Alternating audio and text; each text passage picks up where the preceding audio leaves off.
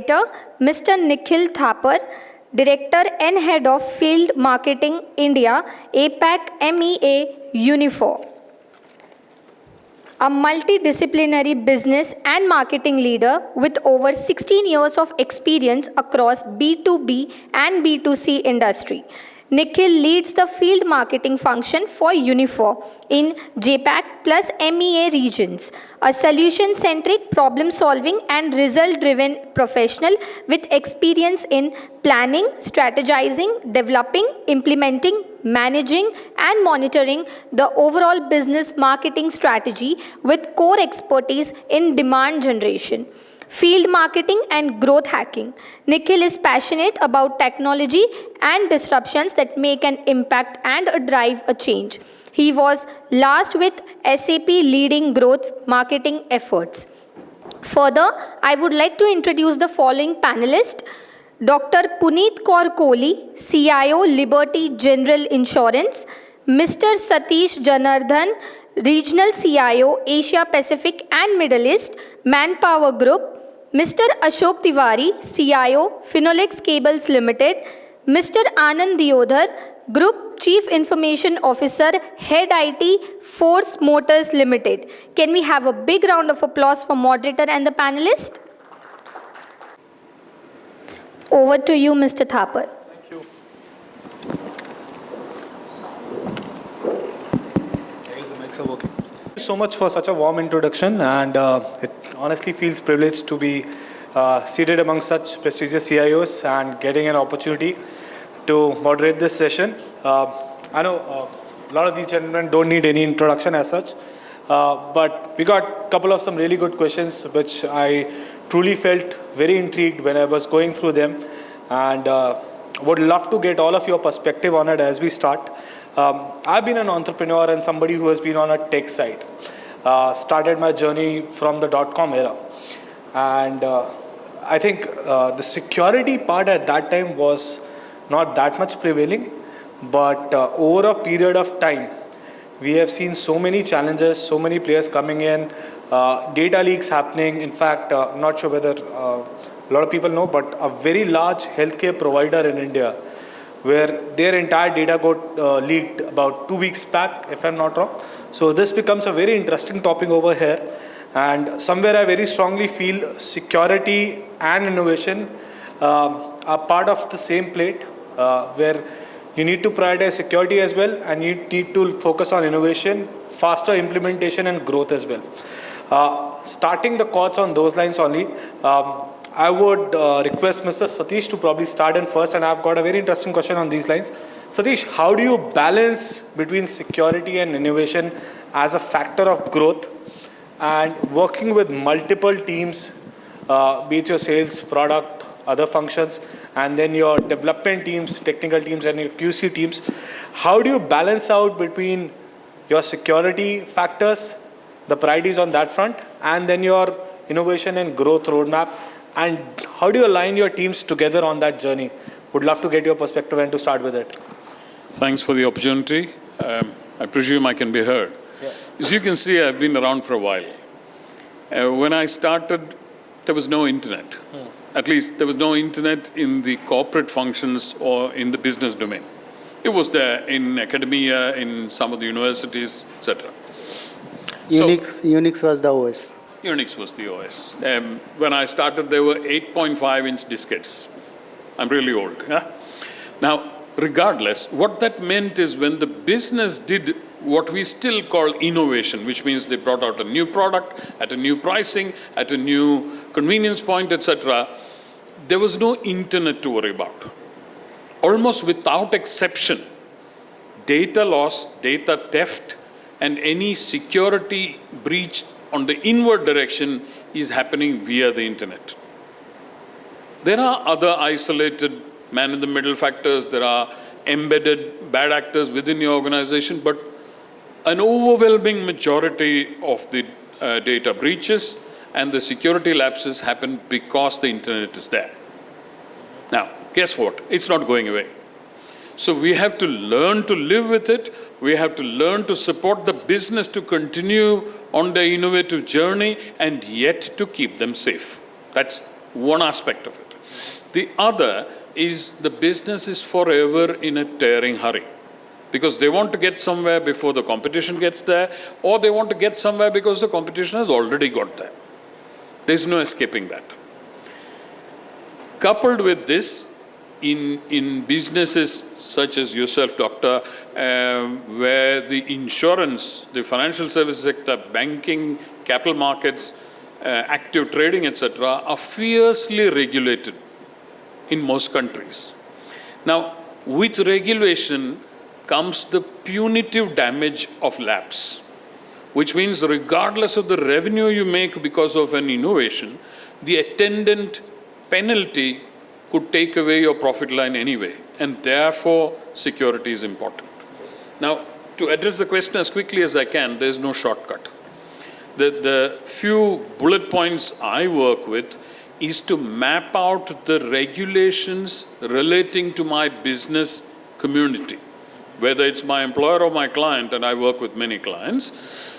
That mapping of what could go wrong if there is a breach is tabled down in macro form for the board to see, and in much more granular form for the business leader to see. What do I lose if this goes? Then you have that private conversation, strictly private conversation about what can you afford to lose. That then forms the wireframe within which the application or the service or the combination, which we now want to call innovation, is going to work. If that does not breach the wireframe, then we are almost certain to have a safe, resilient product as a result of that innovation. But in the end, you have to remind your business client or business user or the C-suite, if you don't cross the road, there's no risk. Every time you cross the road, there is an attendant risk. But if the restaurant's on the other side, you either cross the road or go hungry for lunch. Yeah, that's great. Great. Puneet, your perspective coming from an insurtech background, I'm sure you're dealing large consumer bases, large financial transactions over here. How does security as a parameter impact the growth areas for you?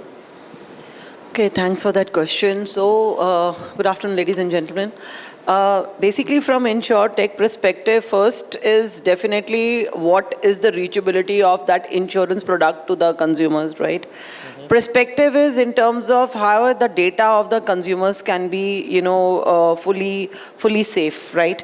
Approachability. Whether the consent has been taken for them in terms of building up their insurance portfolios, in terms of cross-sell, upsell, which is a consent which normally goes along.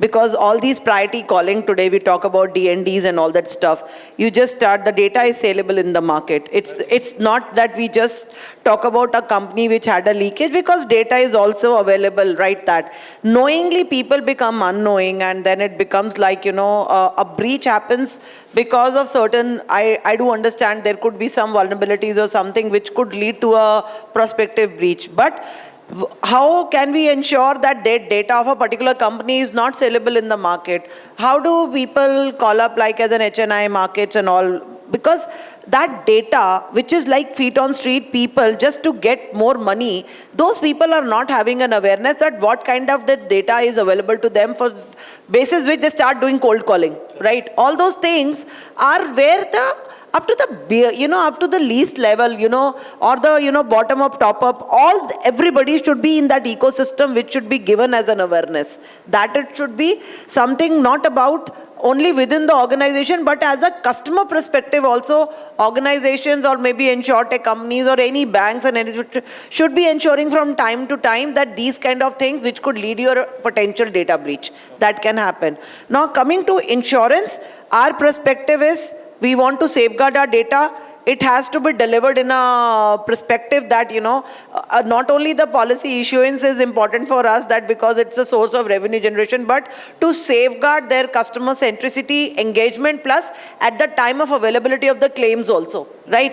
As in when they says that we need to have a quick turnaround time, what are the various maybe implementations that we say that would be required, not from tech, but from business perspective also. Everybody stands together to understand that this is our customer centricity, and in case a claim comes, how the convenience is given which is equivalent or good for the consumer, right? Who could be mobile, or who could be at the helm of any medical claims or settling up of a health claim, is giving him a convenience of ease of working. It's not about complicating them. So tech should be so simpler, so convenient, and so easy that a normal individual is able to understand. He feels proud, I have this insurance policy and I'm safeguarded against all the risk. That is something which as an organization we have to ensure. Technology is just a tool. It just talked about 360-degree approach for a customer. That is what we have to see. So we ensure that at least from InsurTech perspective, all these things are being taken care of. Got it. I'll pass it on to Anand and Ashok, but before that, and just adding and chipping onto it, do you see any sort of regulations coming over here and the role of government getting more involved in defining rules over here? How do you see that? Yes, definitely. One, the data hosting, which you talk about today, that's a long back that, master direction says that the data should be resided within the home country, right? Correct. And, when so much so that we used to use cloud, we use clouds, but then the strictness is so much come the OEMs, which are the service provider, I don't want to name them, XYZ or 3 or 4 service providers which are available. Do they still have the data centers in India or not? Earlier they used to have tie-ups with some data service providers, and they said that we do have the localization, your data is very much in our home country, your basically the org that it hosts our customer data is also in the country.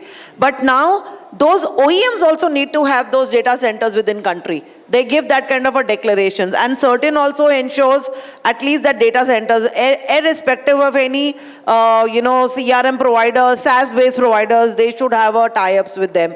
Secondly, earlier was customer data. Now IFRS, what we are talking about, financial transaction cannot also go outside the home country. Now even if you talk about, if you have in our insurance domain, the backends are normally SAP or SunGLs or somebody like. So those which are doing the company's general ledger, those transactions cannot also be hosted outside your home country. And 2026, everybody has to meet that deadlines. That also is, which has to be also within the country. So not only customer, financial transactions, so that there is no AML or any anti-money laundering things coming out in place. Everything is getting targeted across all ecosystem, whether it is front end or back end. So this is something which is very, very convenient, and there are certain priority audits which get conducted, which is a mandate, which is pertaining to certain departments within an organization, which at the certain frequency they have to do. And if the audit observations are found maybe critical or whatever way they are confined, that has to be reported to the board and computed and cleared off before it gets reported in the risk management committee. This is something which they do track it on a daily basis. Fabulous. They are very, very stringent on that. Great. Jumping on to you, Ashok and Anand. Anand, you come from an auto sector, and Ashok more from an FMCG side. How do you guys perceive data, and how do you store it, and how are you balancing it right now? And adding to that, in the current scenario where we got tons of innovation coming in, AI is playing a great role right now. Still, a lot of industries, a lot of functions are trying to understand and probably look at the measures and the impact of AI. How are you balancing this, and what do you see as major threats or foresee risks that you are averse about in the future, both of your perspective? Yeah, so as Finolex Cables Limited, we are a very legacy company. It is more than 50 plus years old company. Now the transformation is happening there in the company, and there are a lot of innovative actions are in play, in process. But as sir said that we should, one should need to cross the road if something we need to change. So definitely we don't care for doing the right things, but we care to sustain, to maintain and to preserve the things so that the things should go in right direction. There are different set of challenges in the manufacturing segment. We have to do the innovation, we have to do the improvement in the manufacturing area, in our office area, and the set of skills at the site, different sites are different. So we have to handle all set of people, all set of challenges, and we have to keep doing the improvements at the same point of time. Now the time is for the newer technology like AI. We are working with some of the partner for the AI related applications which we are going to develop, but we will ensure the security challenges, and we are also doing a lot of things from the manufacturing point of view where we are doing IIoT and many components are there, sensors are there, servers are there, so that the security loopholes or some gaps should not be there. We are working with many tech companies, many security companies, and they are guiding us. So there are certain things I have faced two times ransom in my entire career. Is the best practices which we have to follow. If we follow the best practices, we keep the data backed up it on-prem or on some other locations, then at certain time we can restore it where we are not able to do any other solutions or any other workaround. So that we need to do. We now the things are also changing in the manufacturing side where we are working with the security companies for the SOC related services and the endpoint services we are changing. Earlier we were using the normal ones, but now we are going with the advanced one. So this is how we are managing in manufacturing side. Okay. Over to Anand. Yeah. So when we talk about data, there are 4 V's basically. Okay. What is the velocity of the data which it is coming? You just need to keep Yeah. So what is the velocity of data that is coming? Then what is the rate of data which we are capturing? That is the value of data. Means what is the size of the data which we are capturing? Third is the veracity of the data. Whether the data that is coming is in the right form or the wrong form. If it is the wrong form, it is garbage in, garbage out. Correct. So you need to check that as well. And lastly, it is the variety of data. So whether it is coming in the same form or different format. Having said this, so you need to look into all these 4 aspects before you take a decision. Again, coming back, there are 2 things. One is your IT data and one is your OT data. In OT side, not all data needs to be captured. Only the critical things you need to capture and filter it out and keep it. You should not try to expose your OT data to the cloud. Try to reduce as far as possible. Then other part is there is no right or wrong answer whether you should be having this data on cloud or on premise. In case you have got a competent manpower team in place, infrastructure in place, you can have an on-premise setup or you need to take a cloud set. Now coming to threats and technology, so I think it is humanly impossible currently to analyze each and every data. So for most of our areas such as SOC, we are using AI to analyze the threats and detect that as at an early stage and respond to that. Okay. Thank you. Okay, great. So the 3 clear words that I could bring out was cloud, on-prem, and then there's AI as well. Okay. I'll come back to you, Satish sir, over here, and I would love to get your perspective on 3 of it. I know cloud and on-prem is a very long debate that has been going on in the industry. How do you align that as well? And are there specific cases or technologies that any of you have deployed as part of your organization where you have been able to strike a perfect balance among achieving the security parameters, raising that bar, and also enabling all the teams to continuously grow and innovate on their outcomes or innovations? Cloud is one big canvas. I'm a certified cloud advisor as well, coincidentally. And then over the last 4 or 5 years, little more than that actually, everyone wants to be on cloud, so they spend a huge amount of money and take all of their 40-year-old mainframe systems and plunk it on cloud and say, now we are on cloud. Correct. It's quite useless, right? Now, to my mind, if you want to do a cloud journey, unless there is a compelling reason which your career depends on, such as you've been told to do it, and take a deep breath and stop there. I would argue that if you want the benefit of cloud, you have to transform and then migrate. Yeah? You pick the power of the elastic compute, you pick the power of omnipresent data and its accessibility, and you pick the power of the underlying low-code, no-code construct, as well as the cloud-native databases, to bring your technology service to that level. Please let's not take an existing white elephant and move it there just to free up real estate and an old contract with an old data center. Now that's paradigm one. If you don't do it that way, in 4 years' time you would have spent a lot of money and a lot of effort and gain nothing much. And this is one part. And unless you do it this way, you will still have the same problems but in a different venue. And you'll probably end up spending more. That is the result that many big organizations actually find by looking in the rearview mirror. They were spending X on their traditional legacy data center and the old mainframe system. They spend a little more than that now and have done nothing else. That's one, about transform and then transplant. Two is a very common sense thing. It's about skills.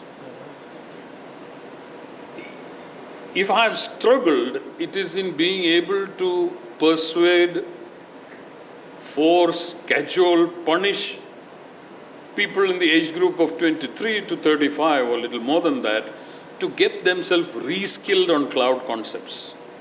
For some strange reason, once they have a good job and what they think is a good trajectory for growth, they refuse to learn anything more. Without the underlying skills which are going to get you to native cloud, if you're going to depend solely on an external set of vendors, you'll never get there. You have to reskill your workforce to be able to look ahead into the next 5, 10 years and use their support to be able to get there. That's, the second thing.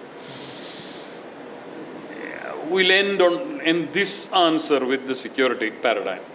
If you look at the fine print in any of the cloud service provider contracts, whether it's Google or AWS or Azure or whichever else you choose, even Oracle has a fairly good cloud offering. Except for the fact that they give you a reasonable reassurance on the security of their cloud ecosystem, the fine print says clearly that your application, your environment, your data, and your transaction workload is your responsibility. They don't take responsibility They of don't it. take responsibility for it. So, when you say cloud, please think of these 3-4 things. Great. Anand, you want to add to it? I saw you very curious when Satish was mentioning about it. I would love to get your perspective as well. In fact, what I could sense is somewhere I feel even at the technology level, there is a lot of FOMO. Okay, my competition is doing this. What is happening? Should I move to a cloud? Should I implement an AI? Okay, but the actual business ROI or benefits, how do you ensure that the entire organization, all the relevant teams are aligned and are taking a calculated, judgmental valuation while evaluating such projects or such innovations? How do you foster such a culture within your organization over here? So as I told earlier, there is no right or wrong answer, whether to go into cloud or not. Having said this, it all depends on certain parameters, such as if it's a SaaS-based product, you don't have option other than to go on cloud. So for it's say, it's a CRM DMS platform which you're procuring. Obviously, it will be on cloud because they don't support on-premises version. There are other options available. Instead of going for a capex model, you can go for opex model, wherein the OE takes care of your infrastructure. Correct. And at least there is no tension on that front. It's a scalable infrastructure as well. So that option is also available, which you can think of. Makes sense. You want to chip in over there, Ashok, and I'll then pass it on. Yeah, to you. so I would say, see, security is continuously learning and improvements kind of system. So to align the ecosystem and the innovations, we have to prepare some systems where we can align the security part training with the processes which we are going to implement. So the time when we do some improvements or some implementation at the plant side or at the corporate side, where we are doing the improvements or where we are deploying the technology, the same time we should prepare the plan how we can give the training to the people so that they can take the proper measures, precautions to mitigate or to at least minimize the risk. Okay. So this is how we can manage in the manufacturing area. Got it. Is there a checklist as well that you build it? See, if we will go to the, see, I was working with the pharmaceutical company, so a lot of compliances, set of SOP were there. So there was mandatory to use the SOP, fill the documents, whether they are going with the same process or not, or they are adhering or not, documentation is complete. So that is called compliance. If we will connect it with the compliance and we can add something which is related to security into it, it can help. It can help the manufacturing. Adding to that only, how do you see that compliance part? Can you go a bit more in detail on the compliance requirements that influence the strategy of moving to a particular security parameter? I basically want to get an understanding the legality framework, okay? And as you mentioned, the compliance part, if you can deep dive a bit more on that front, on the cloud front. Yes. Yeah, so you can add more value in, because as an insurance company, pharma, I would say, see, we have multiple SOPs and there are multiple type of audits, WHO audit or some other audits, where each and everything is written and we need to follow each and everything. If it is not get followed, then the renewal of the certificate is difficult for us. They do the security audit, entire security audit, and even when we are going to take the insurance, then there is a long list from the banking side. Bank give us a lot of questionnaire and then we have to fill each the question. At that time, we can review where we are lacking and we can correct that and then implement it and then submit that document to the banking for the insurance side and for the certification company which are going to give us the certificate. So that way we manage in pharmaceutical company and some other companies.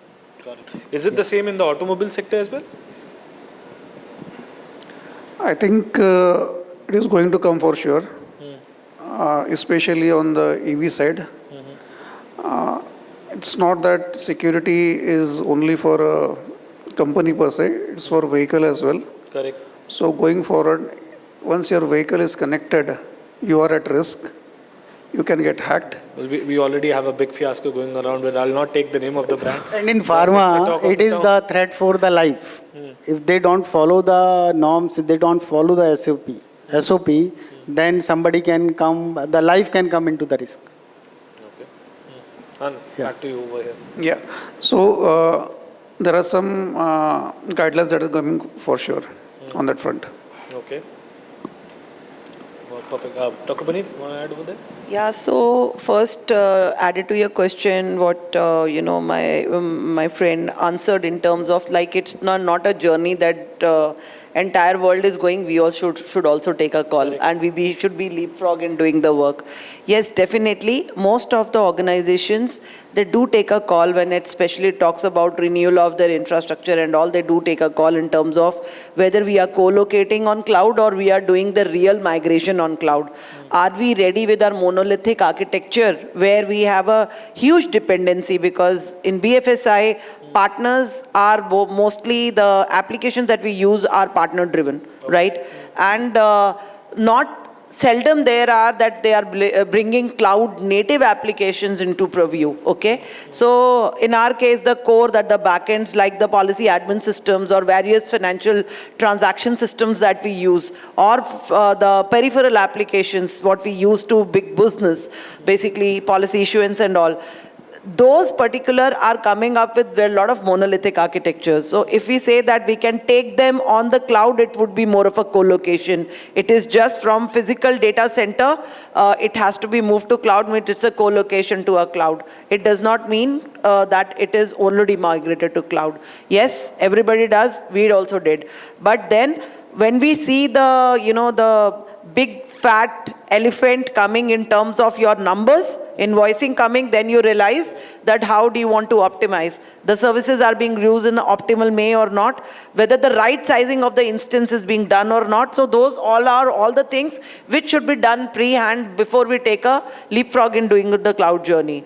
Now coming to the compliance questions. The compliance questions where regulatory framework asks that whether we are doing a cloud native application in terms of any application we are using. We have to give, since we are a global company, we might have the global agreements with many big service providers. Are we having a localized agreements in the localized country for this particular market? Like India is one of the markets for Liberty Mutual. Are we having the localized contracts or not? So we ensure that we have the localized contracts, we have the commitment with them, and then a proper certification which goes in their master service agreements that the data which we are hosting and the data center is very much within that particular country, right? Coming to the second area where we do certain COTS application, where we have a dependency of like, the non-traditional, or where we cannot run the CI/CD pipes, right? So there are certain SaaS models. Now SaaS models we take like which comes upfront subscription, which talks about maintenance, licensing and everything. Now, if the companies like us or many other who are 100% on cloud, they can take their call that do we want to host their COTS application or our instance or their instance, right? So one area where, if there is some kind of a legal application we are hosting or any other application, just ensure, because cloud service provider will not take the data ownership, that in case we get breached, it could be a multiple breach across different accounts. Correct. It could be any kind of cloud, right? So ensure assurance, in case we have an internal skill set to host on our cloud those SaaS model, I think so that is something which we should do, right? And secondly, to host that cloud, to ensure the service providers what we are taking, are they certified or not? We ensure the vulnerabilities are there or not. So do some kind of a minimum viable product to ensure end-to-end things before we take a transformation of this sort. So these are certain checks and balances which we ensure. And you already know that CISO's life is not easy. So every CI/CD or every change request we do, why do we do a change request or a CAB, which CISO also has to sign? Every change request is just to ensure that he is also not being caught. So I think so everybody plays their role, but it's that when it is a collective effort in an organization, one is the tech, one is the information security or the risk, but there are equal stakeholders who should also be told that it's not that सारे घर के बदल दूंगा, ऐसा नहीं होता, right? So why I'm not going to give you go to market would be easy. You will not have priority ones, definitely, but at the same time, the cost comes up with some kind of money, right? So it could be, then you have to do a collective effort in terms of an apple to apple comparison, resource, hosting, then your manageability, what they are doing, internal versus external. Yes, with once moving to cloud, we can have a lean teams, Very lean teams. Whereas with the traditional data centers, we need all those people like storage architects, we need service administrators, we need, people who do the backups and all restorations and all that. So like a good infrastructure team. But with moving to cloud, that lean infrastructure team can become. Everything has their pros and cons. But compliance sees all these areas that how, when you ensure these things, how are you helping us to ensure that you are not compromising on all these custodians that we are giving you.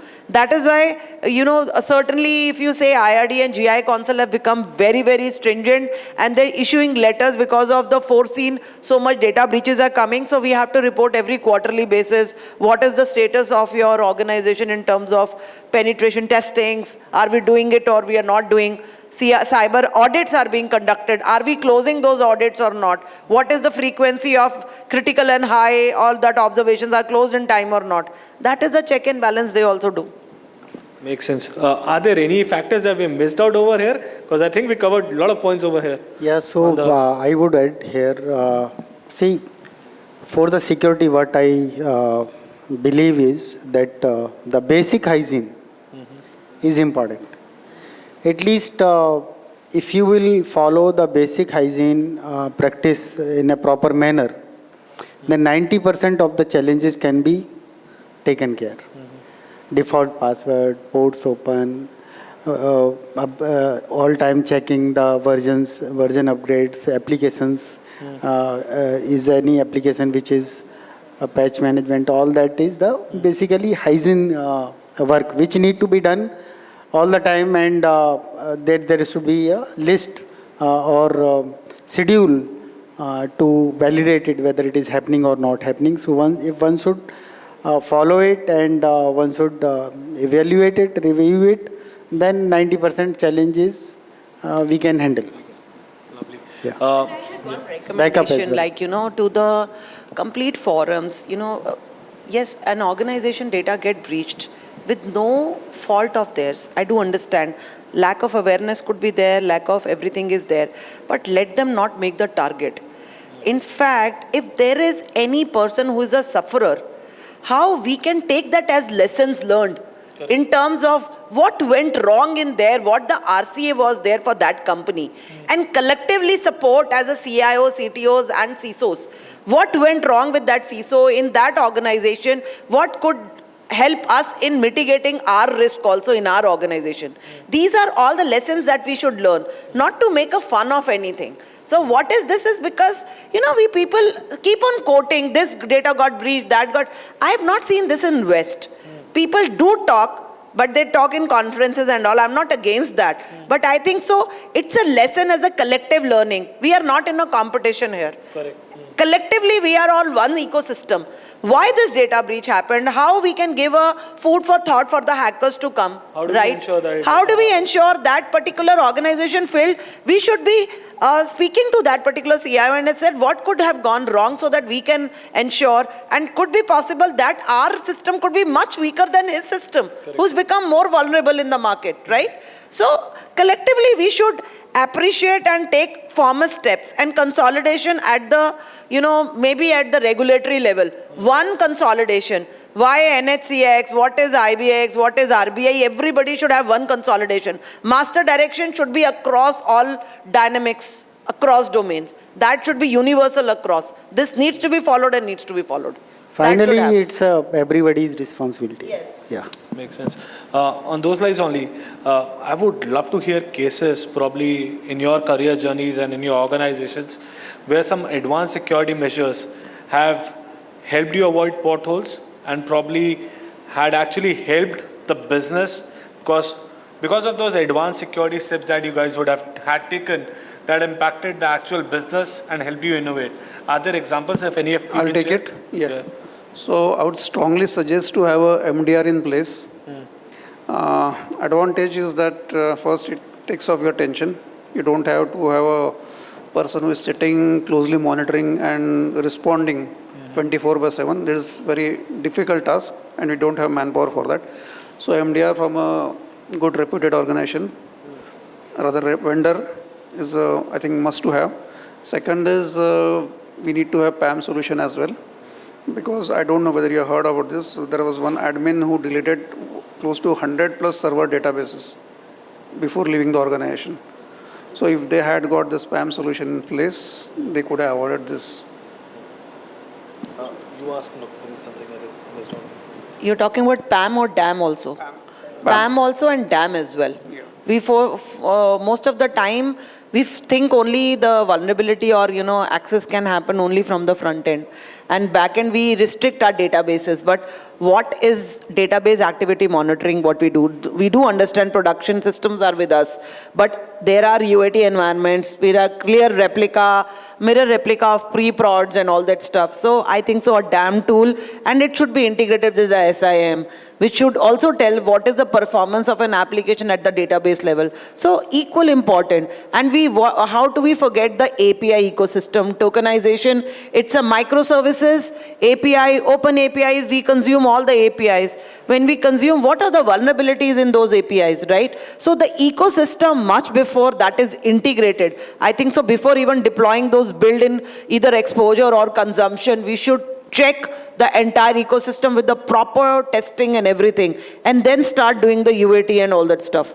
Before quality, I should say that VAPT should be done. Yeah, before API, we consume API those is most APIs. vulnerable stuff in today's scenario, because we are integrating one application to another application, pushing the data, pulling the data. Yes. So one is consuming, one is pulling. Yes. At that time, it can be vulnerable and data breach can happen. Yes. And it can damage the system, it can stop the working as well. So auth 0, implementation of auth 0, or you can talk about implementation of threat modeling, especially with regards to customer-centric application should be really done much before all the things. Architecture perspective, there are no vulnerabilities. Middlewares that we consume. The middlewares that we consume I would say that should always be managed in-house. That can never go out and be managed with any of the partners. That is one ecosystem you should maintain in-house. Maybe with the internal engineering teams, maybe 2 or 3 people only, but that should be maintained in-house. Makes sense. I'll move to the last question, and I'll start with the first person. I started again. Not just security, not just threat, not the hackers, not the data. There is one more bigger battle that all of you CIOs fight with. That's your board. The leadership, okay?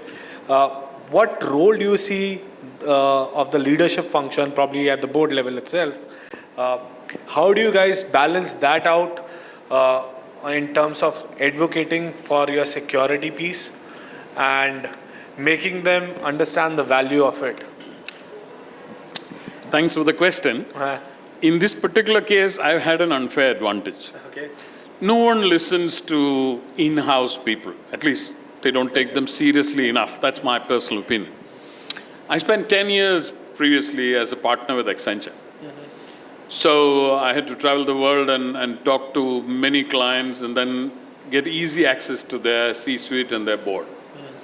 Just because I am from an external company, they listen to me. Okay. So then I sort of rehearsed my pitch about what is the threat, what it will cost them, how it will impact their business, etc. And then at one time I used to have a sort of traveling kit for that, so I could repeat this story like an election tour every time. Now, the easy way is invite an external party to speak to them first. Usually, even if you've got difficulty in getting an audience and being taken seriously, if you sort of open that door a crack with a professional external advisor telling them that first, it draws their attention to the magnitude of the problem. Right. Yeah? I've seen usually that when I go back a second time, 3 or 4 months later or 6 months later to the same client, their in-house, their CIO colleague and the CISO colleague are much more empowered than they were to start with because they're being taken seriously, or the problem is being taken seriously. Right. Now, where that is not practical, you do have to use an industry forum and an industry body or a body like this one we are in to be able to influence the board. I'm a fellow member of the Institute of Directors as well, and over the last maybe 3 or 4 years, mainly during and after the pandemic, there is painfully increased awareness of what can go wrong, what it can cost, etc. And so that ecosystem is changing. Those people who finished their careers maybe 10 years ago and now are board members are waking up to the fact that these things require attention, require investment, and require executive support.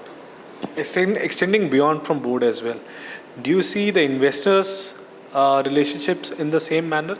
Do investors push the board in the similar manner in terms of prioritizing it? Well, they do, where there are representatives of majority stakeholders, such as bank boards have one or two members which are equity members. Okay. But more than investors, on behalf of the investors, the regulatory body does it. SEBI does it, for instance, IRDA does it without, in fact, IRDA is ahead of SEBI in my personal opinion. Maybe because they have a smaller ecosystem to manage, but their management is far finer than the wider capital market itself. In fact, if you move to a transactional level, the NPCI and the associated UPI ecosystem is fairly tightly governed. Yes, there are incidents, but if you look at the Indian market, it's probably the biggest market by volume, if not by value, of transactions. So, to your question, more than the retail investor, the institutional investor as a community and the regulator as a community is driving the change. Got it. Makes sense. I'll add to this. So what he said, I agree 1000%. Second is, there are certain listed companies for which there are guidelines given by SEBI. So the CISO should not worry about that because everything will be taken care of that. Rest of the others, like us, we need to keep awareness, keep feeding them with information that this may go wrong, that may go wrong, what will the impact of that. And basis this awareness and some external agencies, we can help with the budget. Yeah, for the manufacturing perspective, I would say that where the ransomware attack has happened, I believe they have taken it very seriously now. Where it is still pending, they say, see, we are not a security company, we are not software company, we are manufacturing, focus on the manufacturing. We are bread and butter, that is that. Once they will face the consequences, then they'll, array, what you was doing that time? Where is our security system? You don't do anything, all that is there. So, in manufacturing, this is the scenario, but now as investors are concerned with this, they started raising the questions, they start at least one or two presentations in a board meeting related to the security, and we have to explain them that at what level we are for security and how secure our data is and operations is. Yeah. Okay. Dr. Puneet, you want to add on that? You work with the board very closely, I know. How do you handle that? So mandated is that, like, once in a year, the board also has to be given an awareness, either by a CISO or a CIO with regard to information security, which is a segregation between physical and logical security. That is also there as a part of it. The board is quite, especially the investors who are in such organization, which is reference to financial services, they are a bit more stringent. So they probably don't have any resistance in, approving the, the bigger targets in terms of. Do you also need external consultants to advocate? No, we don't. We've not. Because I do tell you that because we are highly governed by American standards as well. And Indian localization is also there. So our policy of think global, do local also works here. So that way, external consultants keep coming. But with regard to only information security, they have to come, no. But they can come in many other ways. Security is just a subset in that. Lovely. With due respect to time, anybody has any questions? We'll probably take one or two if anybody has. Perfect. I think we're good. It was truly an honor, gentlemen and ladies, to host this panel. And thank you so much to the audience as well. It was really enlightening. Thank you. Please be on the all our panelists for your insightful session. Please be on the stage for the felicitation. I would like to call upon stage Mr. Raj Dogra, CIO at Upgrade, to do the honors.